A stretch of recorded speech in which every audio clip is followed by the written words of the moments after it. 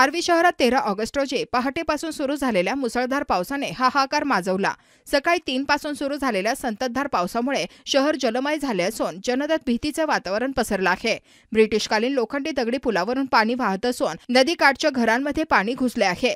कुरेशी मोहल्ल्यातील अनेक घरांचे धान्य भिजले, भांडी वाहून गेली, तर काही मुलं पूर पाण्यात पोहताना दिसले।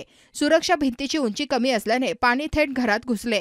पुरामुळे नदीकाठच्या पलीकडील परिसराचा संपर्क तुटला आहे। कार, ट्रॅक्टरसह अनेक वाहने पाण्यात बुडाल्याचे व्हिडिओ सोशल मीडियावर व्हायरल झाले आहेत। परिस्थितीची माहिती मिळताच आमचे प्रतिनिधी नितीन आष्टीकर यांनी उपविभागीय अधिकारी विश्वास शिरसाट यांच्याशी संपर्क साधला।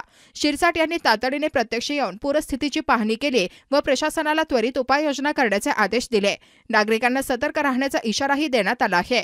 आर्वी शहरात पाण्याचा प्रकोप अद्याप सुरू असून पावसाची तीव्रता वाढल्यास परिस्थिती गंभीर होण्याची शक्यता व्यक्त केली जात आहे। प्रतिनिधी राजू डोंगरे।